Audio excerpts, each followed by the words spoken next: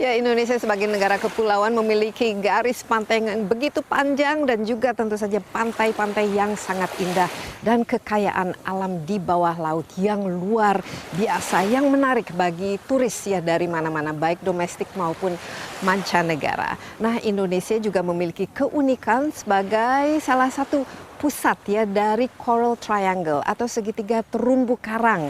Nah, di sini di Kepulauan Wakatobi merupakan jantung ya, salah satu jantung dari Coral Triangle itu. Nah, Kepulauan Wakatobi sendiri terdiri dari Pulau Wangi-Wangi ya, Kadelupa, Tomian dan juga Binongko. Wakatobi. Nah, ini juga merupakan salah satu kekayaan alam yang kita miliki di Indonesia. Sangat menarik bagi turis baik domestik maupun mancanegara, tapi daerah ini juga merupakan bagian dari Taman Nasional sehingga harus diproteksi. Nah, sekarang yang harus kita pikirkan ya, bagaimana membangun daerah ini menjadi daerah tujuan wisata tapi juga menjaga kelestarian alamnya sehingga ikannya di sini dan juga terumbu karangnya itu bisa dijaga dan tidak dirusak. Untuk itu, Insight with Desi Anwar langsung dari Pantai Cemara di Pulau Wangi-Wangi, Kabupaten Wakatobi di Sulawesi Tenggara. Kita akan berbicara langsung dengan para narasumber di sini yang bisa menjelaskan apa-apa saja yang dilakukan supaya daerah ini menarik bagi para wisatawan tapi juga tetap terjaga dan lestari. Yuk, mari kita ikuti.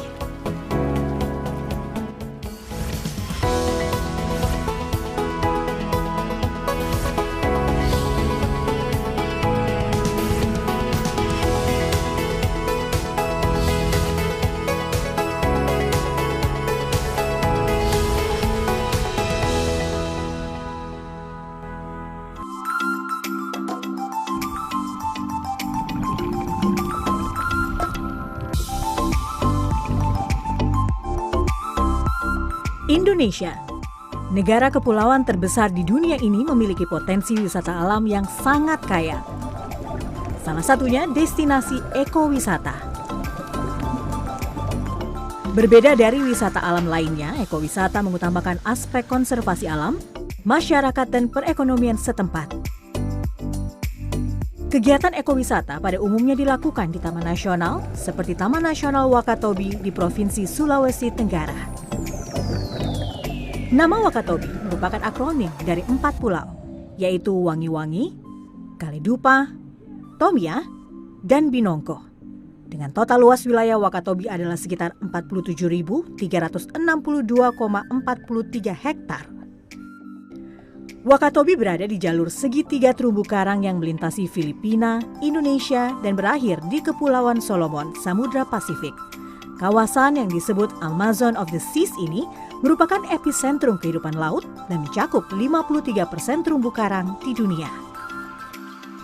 Keindahan wisata bahari dan ragam biota bawah laut membuat Wakatobi disebut sebagai salah satu surga bawah laut Indonesia. Wakatobi kini menjadi destinasi menyelam di dunia. Namun wisata Wakatobi mengalami sejumlah kendala, di antaranya minim aksesibilitas dan amenitas. Kendala-kendala inilah yang membuat wisatawan asing sedikit berkunjung. Menurut data Badan Pusat Statistik BPS, jumlah wisatawan yang berkunjung ke Wakatobi meningkat dalam 4 tahun terakhir.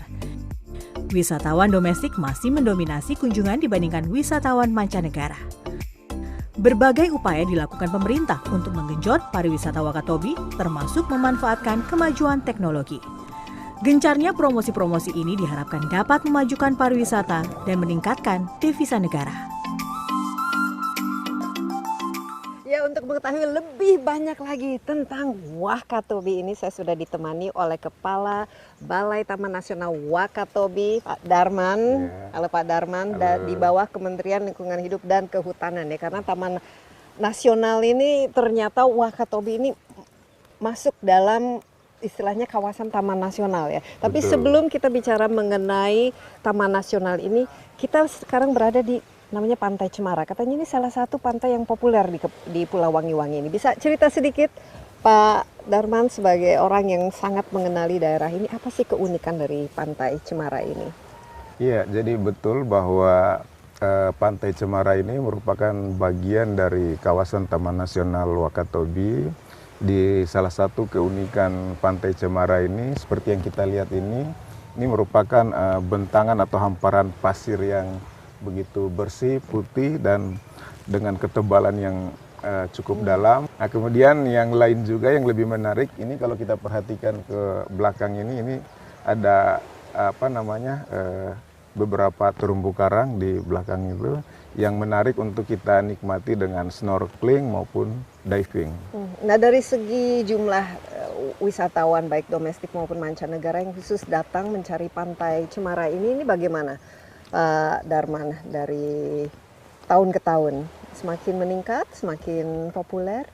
Ya, untuk Pantai Cemara sendiri ini lebih banyak diminati oleh wisatawan domestik atau wisatawan lokal, karena memang masyarakat lokal itu senang dengan alam seperti ini.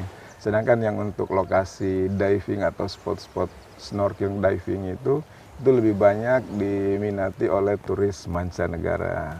Iya, dan Wakatobi ini kan kepulauan ya. Tadi kita sebut ada Pulau Wangi-Wangi, makanya Kaledupa, Tomian, dan Binongko. Jadi Wakatobi ini merupakan sebuah kabupaten di Sulawesi Tenggara. Nah, tapi ini juga bukan saja destinasi wisata yang semakin menarik, tapi merupakan kawasan taman nasional. Bisa diceritakan sejak kapan, kenapa, dan apa-apa saja upaya untuk menjaga ini tetap menjadi taman nasional yang tidak dirusak akibat wisata. Iya, jadi Wakatobi itu merupakan salah satu kawasan pelestarian alam atau kawasan konservasi yang ada di Provinsi Sulawesi Tenggara. Jadi sebagaimana kita ketahui, di Sulawesi Tenggara itu ada 15 kawasan konservasi. 12 diantaranya itu dikelola oleh Balai Konservasi Sumber Daya Alam.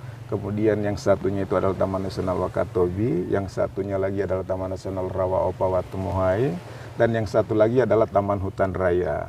Nah, jadi banyak sekali ya macam-macamnya, dengan peruntukan yang berbeda-beda dan juga penanganan yang berbeda-beda. Nah, kemudian Wakatobi ini ditetapkan sebagai Taman Nasional. Pertama itu sebelum jadi Taman Nasional dia merupakan kawasan Taman Wisata Alam.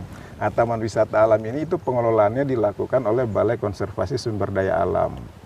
Kemudian pada tahun 96 itu mulai ditunjuk sebagai Taman Nasional Wakatobi. Nah, itu implikasinya apa, perbedaannya apa dengan dulu sebagai daerah konservasi kemudian menjadi Taman Nasional? Nah, jadi waktu dia ditunjuk sebagai Taman Wisata Alam, dia hanya fokus pada wilayah tertentu. Kemudian seiring dengan perkembangan ada penelitian di beberapa lokasi sehingga cocok untuk ditunjuk atau ditetapkan sebagai taman nasional. Karena sebetulnya antara taman wisata alam dengan taman nasional itu dia sama-sama taman kawasan pelestarian alam.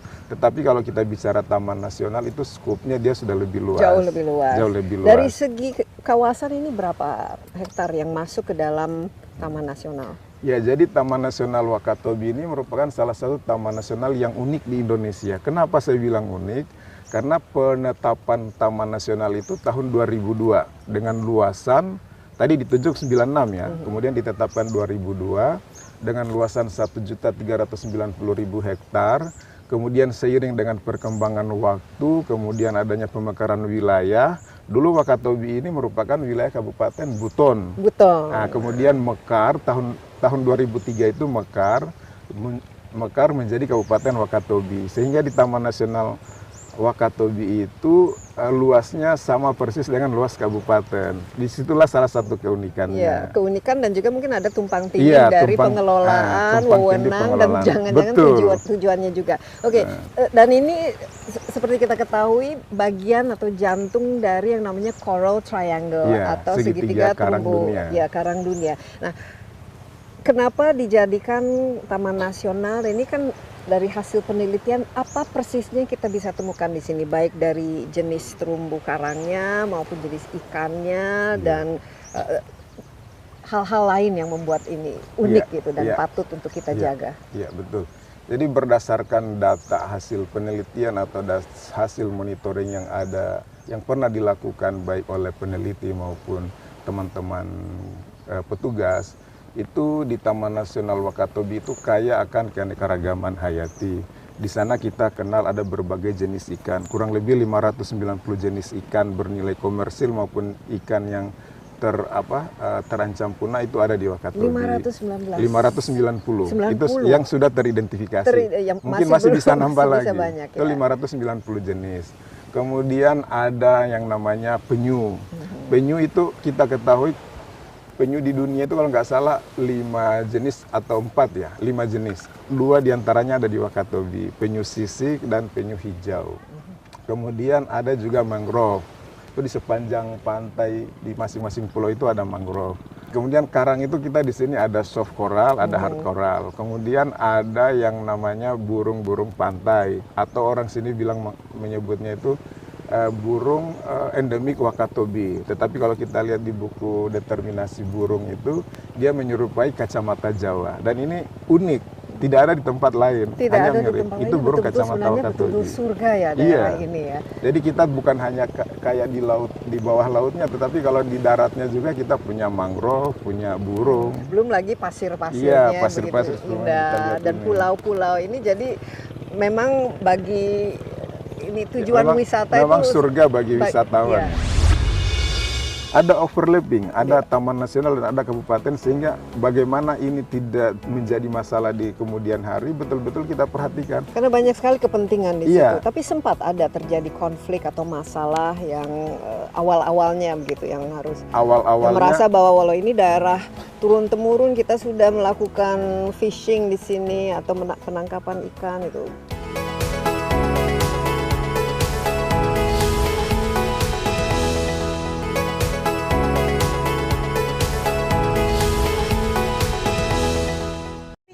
Karena sudah masuk ke Taman Nasional, berarti kan harus ada pengelolaan yang khusus, ya, dan ada tujuan-tujuan yang khusus. Bisa cerita, Pak Darman, apa yang harus ditetapkan, dipastikan sehingga tidak ada misalnya perusakan ataupun ada yang sering ya terjadi, misalnya yang dilakukan. Ya illegal fishing atau merusak terumbu. Nah itu bagaimana? Iya, jadi sebagaimana dengan setelah ditetapkan atau ditunjuk dan ditetapkannya Taman Nasional ini, maka kita membuat zoning atau zonasi. Ya.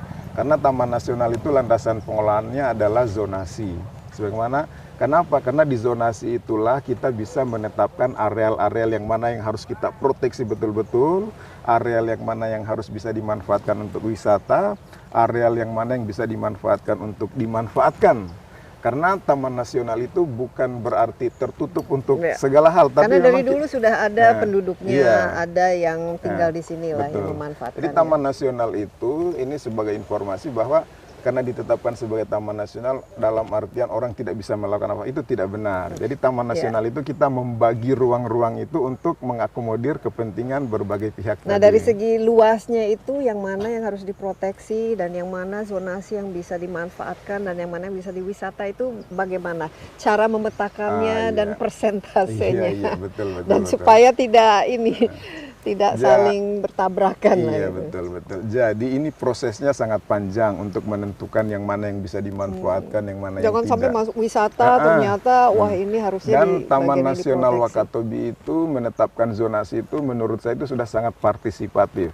Makanya prosesnya panjang karena kita dialog dengan masyarakat, dialog dengan tokoh adat, dialog dengan Pemdanya sampai Pak Bupati sendiri turun pada saat itu. Dan di dalam SK zonasi itu mungkin tidak banyak ya yang di dalam SK zonasi itu Pak Bupati bertanda tangan di situ sama Bapedanya.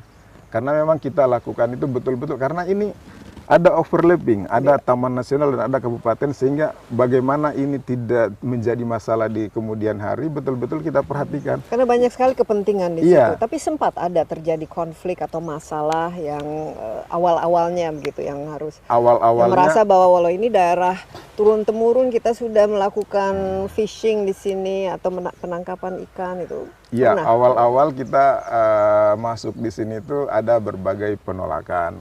oh ini dengan adanya taman nasional kita nanti tidak bisa ngapa-ngapain, tidak bisa nangkap ikan. Tetapi seiring dengan perjalanannya waktu dan teknik komunikasi teman-teman menyampaikan kepada masyarakat atau berbagai pihak bahwa kehadiran kami ini bukan untuk melarang atau bukan, tapi justru tujuan kita itu untuk melindungi masyarakat dari kerusakan kekayaan bawah laut kita, karena kita ini menjaga itu. Dengan menjaga kekayaan bawah laut kita itu masyarakat akan terjamin bagaimana dia memanfaatkan potensi yang ada di situ. Iya, dan bahkan mungkin jumlah ikannya juga bisa akan bertambah. Lebih banyak. Kan mungkin bisa diceritakan kembali berapa persen ya yang akhirnya ditetapkan dan juga sudah disetujui. Dari luasan 1.390.000 hektar tadi itu 97% itu merupakan wilayah perairan, 3%-nya itu adalah daratan. Sehingga pada saat kita menetapkan zonasi itu tadi sudah dialog dengan masyarakat, dengan tokoh-tokoh yang ada serta pemerintah daerah, sehingga kita membagi zona untuk pemanfaatan itu ada dua. Satu zona pemanfaatan lokal, yang kedua zona pemanfaatan umum. Zona pemanfaatan lokal ini yang kita peruntukkan untuk masyarakat di sekitar pantai-pantai. Sedangkan yang umum ini untuk mengakomodir masyarakat yang dari luar. Nah, tetapi untuk presentasenya dari luasan tadi itu 97% itu merupakan zona pemanfaatan. Kita bagi dua. Kenapa? Karena memang masyarakat itu hidupnya di laut. Masyarakat di laut. Di sini ada suku Bajau. Iya, suku Bajau. Ada berapa kira-kira jumlah populasi yang di sini yang harus yang istilahnya memanfaatkan lah daerah ini untuk? Ya, kalau pencaharian masyarakat yang khususnya nelayan ya, dari jumlah penduduk kurang lebih 46 juta itu hitungan kami itu 70-80% itu nelayan. Jadi memang betul-betul mengandalkan kehidupannya itu dari laut. Tapi yang untuk wilayah bagian konservasinya jadi berapa besar, dan apakah ini cukup lah istilahnya untuk menjaga keberlangsungan dari keanekaragaman hayati yang ada di sini, Pak Darman? Karena tujuannya kan memang Taman Nasional ini melestarikan, memproteksi dan juga memastikan bahwa tidak ada perusakan gitu ya. Jadi gini, di dalam pengelolaan kita itu tadi setelah kita bagi-bagi zona itu, di setiap zona itu ada yang namanya juga kearifan lokal masyarakat. Memang itu setelah kita tetapkan itu merupakan zona pemanfaatan. Tetapi di setiap pulau itu punya kearifan lokal masyarakat itu. Di setiap lokasi yang dimanfaatkan itu ada disisihkan beberapa persen lagi untuk yang betul-betul masyarakat tidak boleh masuk di situ untuk ngambil. Kenapa? Di situ dia ditetapkan sebagai pusat pemijahan ikan. Pusat pemijah. Kalau di Wangi-Wangi ini dia namanya di Karangkapota. Di Karangkapota itu kurang lebih yang 9.000 sekian hektar itu ditetapkan 10% untuk lokasi pemijahan ikan, masyarakat tidak boleh masuk. Kenapa? Dan itu sudah merupakan bagian dari budaya tradisi mereka, sejak dulu. Menjaga sustainabilitas itu jadi budaya itu sudah tertanam di masyarakat. Dengan masuknya TN, hadirnya TN, ternyata prinsip pengelolaannya sama, bahwa mereka zona-zona yang dimanfaatkan itu tidak semua boleh diambil, tetapi ada yang namanya lokasi yang memang dilarang, areal larang tangkap. Kemudian kalau kita pindah lagi di Pulau Kaledupa, itu di sana ada yang namanya areal sasi. Masyarakat sana menyebut itu sasi. Sasi itu artinya ada saat-saat tertentu untuk dibuka dan ada saat-saat tertentu untuk ditutup. Kenapa? Karena diyakini oleh masyarakat di sana bahwa pada bulan pertama sampai bulan ketiga itu proses bertelur, melahirkan untuk biota-biota tertentu, katakanlah itu gurita. Nah, kemudian pada 3 bulan berikutnya itu silakan dipanen. Ternyata kita uji coba dibuka dan ditutup itu hasilnya lebih banyak ketika kita pakai sistem buka tutup dengan pada saat dibandingkan dengan pada saat orang boleh mengeksplor setiap saat. Jadi kearifan lokal itu sebenarnya sudah ada di masyarakat. Iya, sustainability. Ya, pengelolaan. Justru mungkin Taman Nasional perlu belajar dari kearifan lokal. Ya, ternyata setelah kita sandingkan, wah ini tujuannya prinsip-prinsip pengelolaan kita itu ada di masyarakat. Sehingga pada saat kita masuk menyampaikan pesan-pesan konservasi pada tokoh-tokoh kunci, itu masuk, Pak. Masuk sehingga tokoh-tokoh kunci ini ngomong dengan masyarakatnya itu mudah diterima. Ya, mungkin kuncinya itu ya, Iya. komunikasinya Iya. baik, kolaborasi dan ada persetujuan ya dari Iya. masyarakat lokal. Tapi sejak tahun 2002 sampai sekarang ya, hampir Iya. 2020 ini, kira-kira ada semakin baik kondisi, baik itu karangnya, jumlah ikannya, keanekaragaman hayati yang bisa terpantau ya, karena ditetapkan sebagai taman nasional. Iya, jadi data kita itu ya, kalau dulu-dulunya itu sebelum kita ada itu kan, mungkin masyarakat bisa bercerita nanti. Di sekitar kita ini bom itu bunyi hampir setiap saat untuk mengambil ikan. Tetapi dengan hadirnya TN, kemudian melakukan pendekatan komunikasi dialog dengan masyarakat, kemudian dengan tokoh-tokoh kunci, dengan pemerintah daerah, itu saya bilang tidak ada. Saya bilang bukan tidak ada, tapi frekuensinya semakin hari semakin berkurang. Dan ini kita bisa juga lihat dari hasil tangkapan nelayan itu sudah ya membaik lah. Mungkin kalau saya ngomong mungkin dianggap terlalu melebih-lebihkan, tapi nanti kalau kita dialog atau diskusi dengan masyarakat. Tapi kan itu bisa. kelihatan dari data, misalnya jumlah ikannya juga semakin banyak dan kualitas dari karangnya itu juga semakin bagus, itu kelihatan. Iya. Dengan berhentinya cara-cara penangkapan ikan yang tidak ramah lingkungan itu. Ya kelihatan Kelihatan sekali karena ya. kami setiap tahun itu melakukan yang namanya monitoring sumber daya penting yang ada di TN. Jadi data kita itu series 5 tahun 10 tahun terakhir. Apa kira-kira esensi dari monitoring itu? Ya, jadi monitoring itu sebenarnya kita maksudkan untuk melihat kondisi spesies-spesies kunci yang ada di dalam kawasan. Katakan misalnya kita bisa membandingkan, kita sudah melakukan treatment A, apakah ada dampaknya terhadap ekosistem atau vegetasi yang kita lindungi. Ternyata ada, itu kita bisa Jadi lihat. dampaknya positif. Positif. Ya, ada. Upaya-upaya yang kita lakukan di sini itu pertama ya, kita melakukan patroli rutin pengamanan untuk kawasan, patroli yang khusus untuk petugas. Nah, patroli ini di Kemudian- bawah Taman Nasional Iya. atau di bawah Pemda atau bagaimana ini cara? Gini. Jadi Ini penting ini karena jadi nanti kita jangan saling lempar tanggung jawab.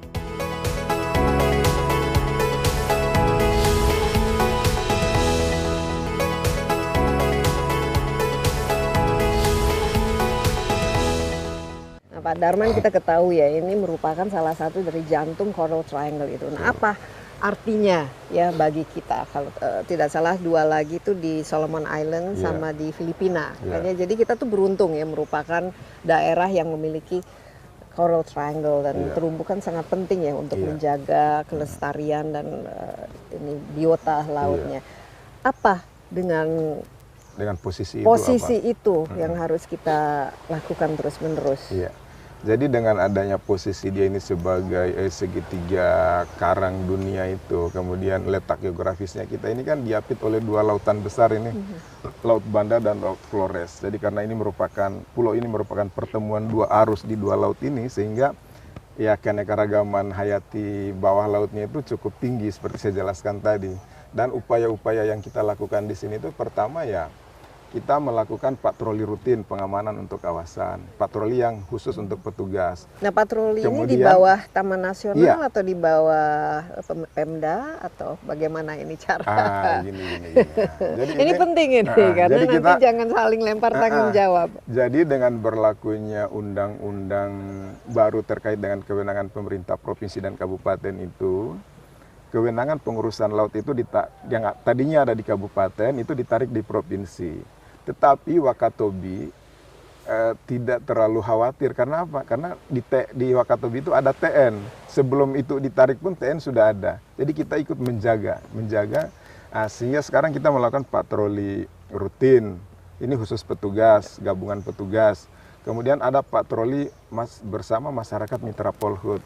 Jadi kita itu di setiap daerah-daerah tertentu kita membangun champion-champion masyarakat itu yang untuk kita ajak patroli bersama. Kemudian dia ini juga menjadi corong kita untuk ke masyarakat lainnya menyampaikan pesan-pesan konservasi. Itu ada masyarakat binaan kita melalui masyarakat Mitra Polhut. Kemudian di sisi yang lain juga selain kita patroli juga kita melakukan kerjasama kemitraan konservasi. Kemitraan konservasi ini di setiap pulau-pulau itu ada kelompok-kelompok tertentu yang sengaja kita bentuk untuk menularkan virus-virus konservasi. Ya, harapan kita melalui mereka ini akan menyampaikan ke masyarakat yang lebih luas lagi. Dan ini contoh-contoh. Dan ini berhasil untuk mengamankan daerah ini. Ini karena cukup luas ya, Iya, ini daerahnya. betul. Kalau apalagi beberapa pulau dan memerlukan mau tidak mau ini dari satu pulau ke pulau yang lain ini bisa 2 jam sendiri. Ini kan berarti kan harus siap dengan perahunya dan lain sebagainya. Nah, jadi dengan strategi tadi, strategi yang kita lakukan masyarakat mitra Polhut, kemudian kemitraan konservasi, ini sangat membantu kita. Kalau ada kejadian-kejadian yang katakanlah itu kejadian yang tidak sesuai dengan aturan yang berlaku di konservasi, mereka itu minimal memberi informasi kepada petugas terdekat bahwa di titik ini ada kejadian ini. Ayo kita lihat. Nah, karena seperti Mbak Desi tadi katakan bahwa petugas kan tidak mungkin bisa mengcover seluruh areal itu. Kita strateginya gitu. Tapi masih sering ditemukan. Contohnya apa saja yang pelanggaran-pelanggaran yang seingat Pak Darman itu terjadi? Kalau pelanggaran itu biasanya dia ada pelaku bius, bom. Tapi itu frekuensinya sangat jarang. Tapi minimal kesadarannya sudah mulai meningkat. Informasi itu selalu disampaikan ke kami kalau kami tidak sempat lihat. Kemudian juga pada event-event tertentu kami diundang acara-acara rapat di pemerintah daerah maupun kabupaten maupun kecamatan maupun desa, selalu kita ada kesempatan ngomong untuk menyampaikan pesan-pesan konservasi. Jadi selama ini komunikasi baik dengan Pemda maupun masyarakat dan pihak-pihak lain bagaimana Pak Darman? Masih bagus atau apa-apa saja kalau masih ada kendalanya? Kalau menurut saya komunikasi itu selalu kita bangun dan kita akan berusaha untuk positif. Dan responnya pun teman-teman di pemerintah daerah, masyarakat juga menyambut kita dengan positif. Karena memang upaya-upaya yang kita lakukan menjaga laut itu hasilnya sudah dirasakan. Dan ini dari hasil tangkapannya juga semakin meningkat. Dari segi ekonomi ini berdampak positif tentu kepada kesejahteraan masyarakat di sini, Pak Darman melihat. Ya, apalagi dengan adanya turis itu. Ya. Gini, dengan adanya kita menjaga ini ya masyarakat nelayan itu tangkapannya ya dari hari ke hari semakin membaik. Kemudian masyarakat yang tidak punya keahlian di laut itu kita dorong dia untuk sebagai pelaku usaha jasa wisata. Dan di kami itu yang sudah terdaftar itu untuk tour guide saja sudah ada 11. Itu tersebar di pulau-pulau ini. Dan tour guide ini masuk ke dalam sistem informasi yang kita kembangkan. Nah, kebetulan kemarin itu saya mengembangkan namanya sistem informasi, optimalisasi pelayanan wisata alam, sistem informasi wisata kita itu. Saya sudah kembangkan melalui satu sistem yang terintegrasi, itu ada di aplikasi Play Store, Google Play Store. Ini penting. Saya namakan semua harus serba digital sekarang. Iya. Kalau tidak ada aplikasinya susah untuk memasarkan. Jadi hari ini itu selain kita menjaga alamnya, juga kita mendorong untuk pemanfaatan wisata. Karena memang potensinya luar biasa untuk wisata. Dan untuk menuju ke situ kita harus menciptakan bagaimana yang namanya sistem informasi yang semudah mungkin bisa didapatkan oleh semua orang, kemudian semudah mungkin bisa digunakan, dan seiring dengan era pembangunan sekarang ini, transformasi 4.0 ini kan semua berbasis digital. Sekarang turisme aja 4.0. Jadi aplikasinya namanya apa, bisa diakses di mana, dan apa-apa saja yang kemudahan yang bisa kita dapatkan dengan aplikasi ini penting karena akan sangat membantu calon wisatawan untuk datang ke daerah ini. Jadi sebelum kita kembangkan ini, orang selalu bertanya, bagaimana sih saya biar bisa ke Wakatobi? Nginapnya di mana? Nginapnya di mana? Terus spot yang bagusnya di mana? Di pulau mana? Kemudian berapa budget yang harus saya siapkan? Kemudian saya akan komunikasi dengan siapa setelah sampai di sana. Untuk menjawab itu, kebetulan saya kemarin itu sedang juga mengikuti diklat tim, dituntut untuk melakukan inovasi-inovasi. Ya, kenapa tidak ya? Saya harus dorong ini, dan saya dorong ini, dan alhamdulillah hasilnya di Pusdik luar biasa mendapat ini. Dan aplikasinya itu sudah bisa didownload di app Google Play Store. Itu saya namakan e-Tour Wakatobi. e-Tour Wakatobi. Di Google Play Store e-Tour Wakatobi. Kemudian menu yang ada di dalam itu mulai dari informasi tentang keberadaan Taman Nasional, kemudian informasi potensi wisata di masing-masing pulau termasuk peta penyebarannya.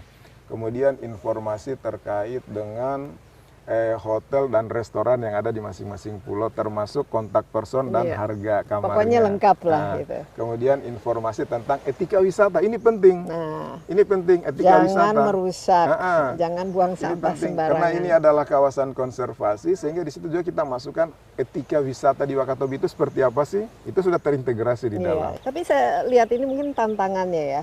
Akses ke daerah ini masih susah ya. Kita dari Jakarta terbang ke Kendari, kemudian harus ada pesawat lagi ke Wangi-Wangi. Nah ini dampaknya, kendalanya terhadap menarik wisata ini bagaimana selama ini dari segi jumlah maupun dari segi ya fasilitas maupun ketertarikannya lah, kebersaingannya sebagai tujuan wisata. Iya, jadi betul sekali Mbak Desi ya. Jadi kalau kita melihat, kalau kita bicara wisata itu tidak lepas dari yang namanya transportasi, akomodasi, hotel dan restoran.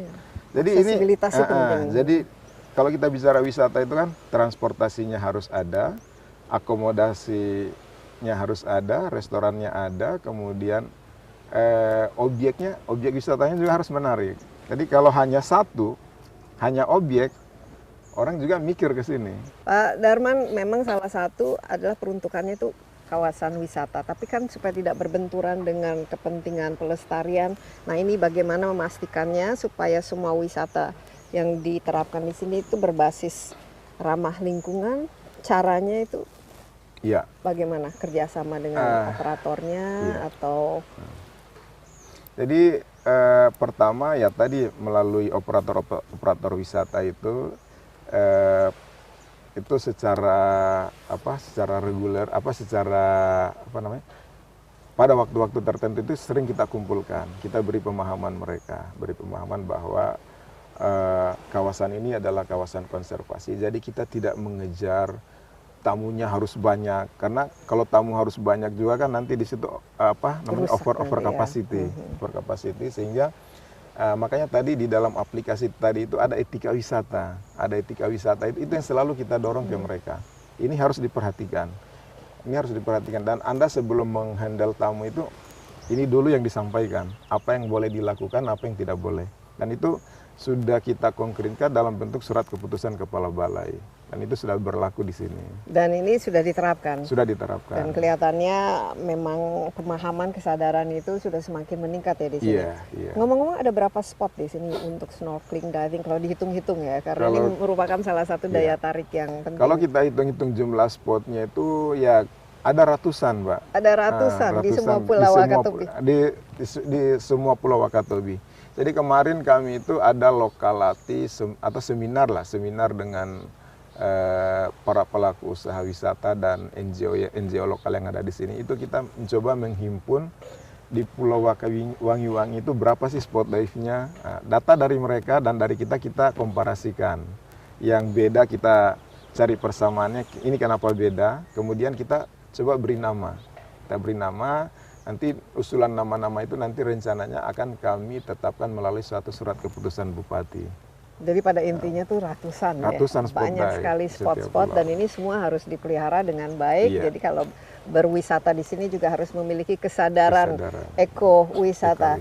Pak Darman, terima kasih banyak. Ini luar biasa, taman nasional tapi tamannya di bawah laut ya. Jadi tidak kalah pentingnya, bahkan justru merupakan kekayaan yang luar biasa. Tentu saja dari segi ekonomisnya sangat baik, tapi dari segi kelestariannya juga sangat penting kita jaga. Nah, untuk lebih mengetahui ya bagaimana kesadaran ini khususnya di anak-anak muda zaman now ya, untuk mempromosikan daerah ini tapi juga untuk menciptakan kecintaan ya terhadap alam khususnya yang di Wakatobi yang sangat unik ini. Tetaplah bersama Insight with Desi Anwar, kita akan ya kembali sesaat lagi. Terima kasih Pak Darman. Spot yang paling indah di Kepulauan Wakatobi ini, misalnya kalau 5 lah spot yang harus dikunjungi, itu di mana saja, dan selain dolphin apa lagi yang bisa kita jumpai? Kalau spot untuk snorkeling atau diving itu pertama ada di Sombu Dive. Sombu Dive yang ada di Pulau Wangi-Wangi.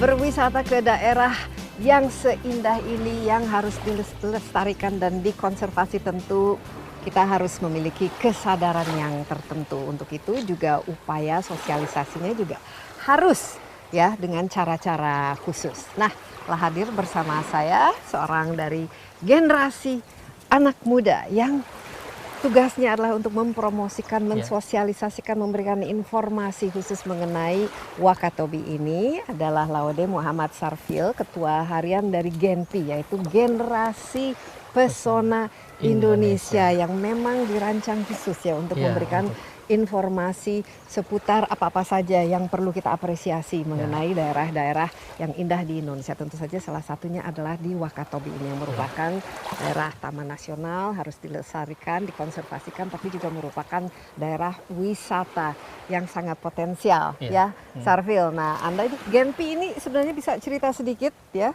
Sebelumnya itu saya salam dulu anak-anak Genpi senasional. Nah, Oke. jadi kalau di saat yel-yelnya kita itu salam pesona Indonesia, wonderful.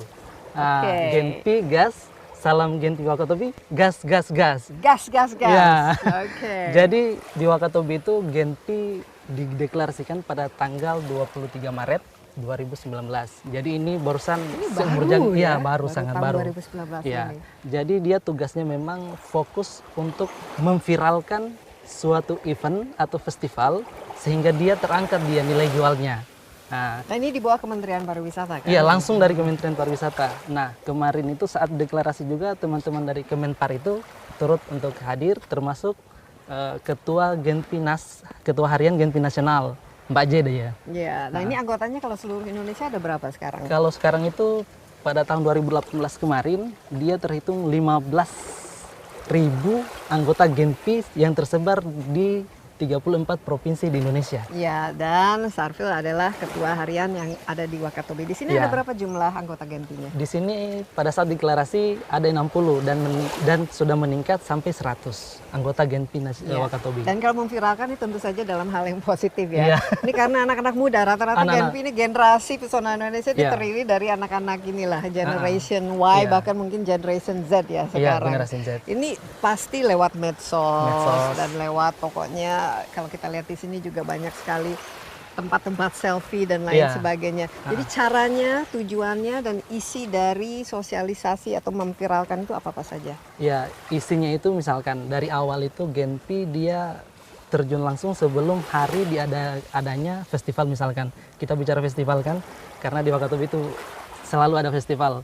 Nah, jadi pada saat festival itu jauh hari sebelum festival teman-teman Genpi sudah berbondong-bondong untuk memviralkan itu. Bikin trending topik. Jadi pada hari H-nya juga Genpi terlibat di dalam sampai setelah setelah festival juga Genpi Wakatobi ikut juga menyusun agar lebih viral lagi. Itu bisa berapa hitsnya itu dan berapa followersnya atau likesnya yang? Iya, sekarang pada tahun 2018 itu ada sekitar 1.450 lebih trending topik yang secara nasional terjadi, yang diciptakan oleh anak-anak Genpi secara nasional.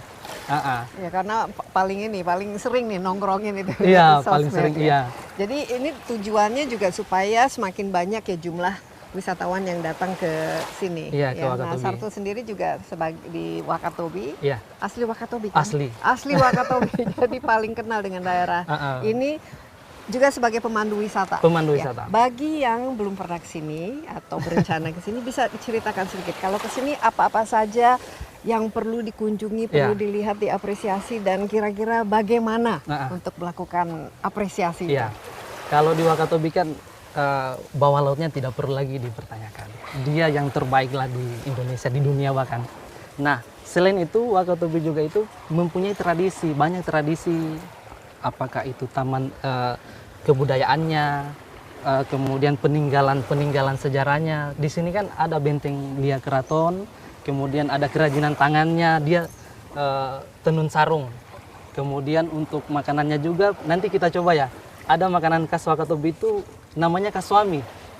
Dia itu dibuat dari ubi kayu yang dibuat sedemikian rupa, ada prosesnya, dibuang sari-sarinya, kemudian dikukus, itu mantap sekali. Iya, ini jadi ada kulinernya juga. Kuliner khas. Ya. Kalau budayanya itu seperti apa? Kalau tidak salah kan banyak di sini ya, ada yang budayanya berdasarkan ini ya, laut ya. Iya, jadi Nelayan dan jadi khusus untuk kita ambil saudara-saudara kita yang di suku Bajau.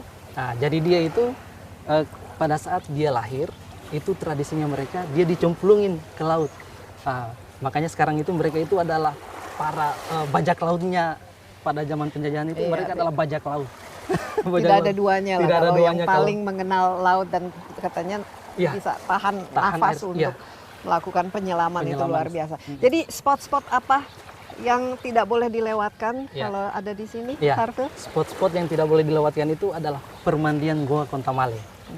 Dia berbentuk goa, airnya sangat jernih untuk tempat mandi-mandi. Warga lokal juga, bahkan teman-teman yang sering datang tamu itu saya sering antar ke sana untuk menikmati wisata goa. Kemudian yang paling spektakuler itu adalah di seputaran sini. Itu setiap pagi tamu-tamu yang saya antar itu selalu mendapatkan yang namanya dolphin. Oh, dolphin. Jadi dia bermain-main di sini. Jadi Itu Pantai setiap pagi. Cemara ini Di salah Pantai satu Cemara, iya. yang paling bagus ya untuk dikunjungi. Iya. Apalagi kalau khusus bagi biasanya kan mencari keindahan bawah laut itu. Ya. Spot yang paling indah di Kepulauan Wakatobi ini misalnya kalau 5 lah spot yang harus dikunjungi itu di mana saja, kalau- dan selain dolphin apa lagi yang bisa Ya, kita kalau jumpai? spot untuk snorkeling atau diving itu pertama ada di Sombu Dive. Sombu? Sombu Dive yang Ini ada di di Pulau Wangi-Wangi. Wangi-Wangi. Kemudian kita ke Tomia. Kalau di Tomia di Pulau Hoga, Kaledupa, terutama yang di Tomia, itu di Tomia luar biasa sekali tuh. Karena tamu-tamu mancanegara juga di saat datang itu selalu ke sana. Tamu-tamunya itu selalu fokus untuk ke Tomianya karena di sana memang spotnya itu sangat ekstrim. Kemudian juga yang ada di Tomia itu ada teman-teman di sana itu dia istilahkan mari mabuk. Teman-teman komunitas mari mabuk itu karena keindahan yang ada di bawah laut itu membuat orang itu terlena akan keindahan terumbu karang. Jadi mabuk di Ya, bawah ini harus hati-hati. Apalagi ini, dan cuaca di sini ini enak ya, adem Iya, gitu, adem. tapi panas tapi tidak membuat kita terlalu berkeringat ya. Iya, betul. Di Wakatobi kan memang struktur tanahnya itu bebatuan, jadi memang panas. Cuman keindahan yang ada di Wakatobi itu memang pure, dia alami. Tidak perlu kita tambahkan apa-apa. Ini anugerah yang memang sudah didapatkan dari sananya.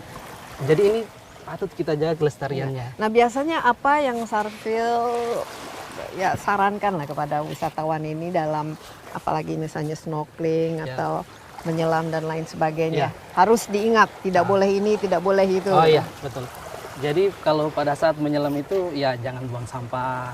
Kemudian yang paling penting untuk teman-teman yang mau wisatawan yang snorkeling atau diving, ingat untuk kembali ke darat. Karena di saat nyemplung ke laut, itu mereka kadang lupa akan keindahan di dalam laut, di bawah laut, akhirnya lupa untuk mau naik ke darat. Iya, itu penting. Itu saran yang paling utama. Iya, target untuk tahun ini berapa jumlah anggota Genpi yang ingin dimiliki? Ya, target tahun ini mudah-mudahan bisa menyentuh angka 200 karena kemarin Khusus untuk di Wakatobi. khusus untuk di Wakatobi karena kemarin kan saat deklarasi itu teman-teman yang terlibat di dalam itu adalah teman-teman yang sudah lulus sekolah. Jadi salah satu programnya Genpi juga dia mau go to school. Genpi go to school yang mana kita mau merangkul anak-anak SMA tadi untuk mau bergenpi bersama kami. Hanya waktu saya antar tamu di Sombu Dive, itu saya ketemu turis itu dia berenang tanpa alat nyelam, tanpa snorkel dia berenang keliling. Yang dia cari sampah. Dan Di dia saat sendirian Dia membuat sendirian sampah. keliling-keliling sambil melihat keindahannya kan.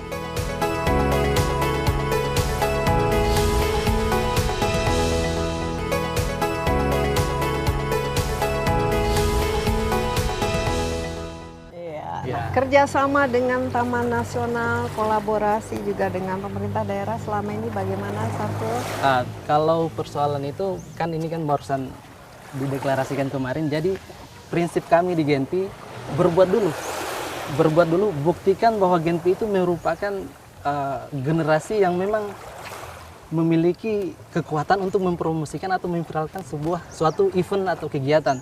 Jadi di saat kita sudah membuktikan itu dengan sendirinya pemerintah daerah ataupun Taman Nasional akan datang dengan sendirinya kepada kami. Ya, bekerja sama. Ya.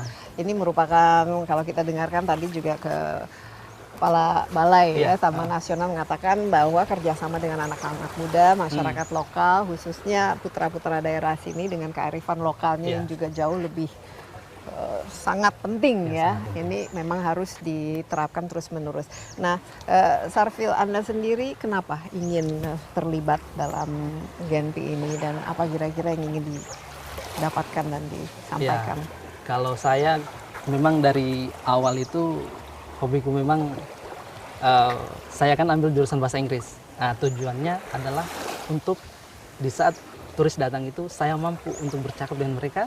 Saya mampu untuk memberikan bahwa penjelasan bahwa di sini Wakatobi adalah surga, Wakatobi adalah tempat yang tidak bisa dilupakan di saat datang. Nah, itu adalah hal yang paling mendasar dalam diri untuk kita bergenpi. Dan bisa membanggakan. Dan bisa membanggakan daerah. Katanya ada 590 jenis ikan. Nah, tahu berapa jenis kalau misalnya sampai snorkeling itu yang hafal? Yang hafal, mau bahasa daerahnya ikan-ikannya? Iya. Ada berapa yang Sarfil sendiri bisa? Wah, ini ada ini. Oh iya, kalau pada saat snorkeling itu biasanya ikan-ikan kayak yang itu, kayak berenang-berenang kecil, ikan layar, itu sangat banyak. Apalagi di spot sana kan, dia Sombu Dive itu memang di dermaga itu, ujungnya dermaga itu teman-teman itu bisa langsung nyemplung, bawa alat snorkel, itu langsung bisa lihat, oh banyak ikan di sini lah. Banyak ikan yang memang patut untuk kita jaga kelestariannya, jangan dibuang, kemudian ditangkap juga jangan secara kecuali ditangkap oleh kamera. Itu yang harus kita lakukan. Dan keunikan dari karangnya itu sendiri, apa yang membedakan Wakatobi dengan daerah lain? Ya, kalau untuk keunikan karang Wakatobi, dia ada karang table-nya itu, yang panjangnya itu adalah yang terpanjang di dunia, yang berada di Kaledupa.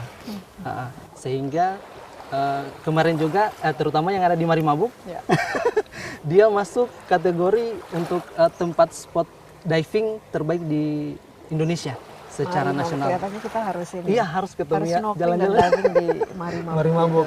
Biasanya kesan khususnya dari turis mancanegara itu apa? Karena mereka sudah datang jauh-jauh dengan sangat susah karena tidak gampang ya. Ini tidak seperti ke Bali di mana ada begitu banyak ya pesawat yang di sana. Aksesibilitas ke daerah ini masih sangat terbatas. Mungkin kesan dari mereka yang sudah datang jauh-jauh ini apa yang dikatakan pada saat itu? Kesan pertama itu yang paling saya ingat itu gini loh, kalau saya datang ke Wakatobi itu saya korban untuk ke Jepang, saya korban untuk ke Korea, karena biaya untuk ke Wakatobi itu lebih mahal, jauh lebih mahal daripada kita mau ke Korea atau ke Jepang. Tapi kami ingin ke Wakatobi, pilihan kami ingin ke Wakatobi.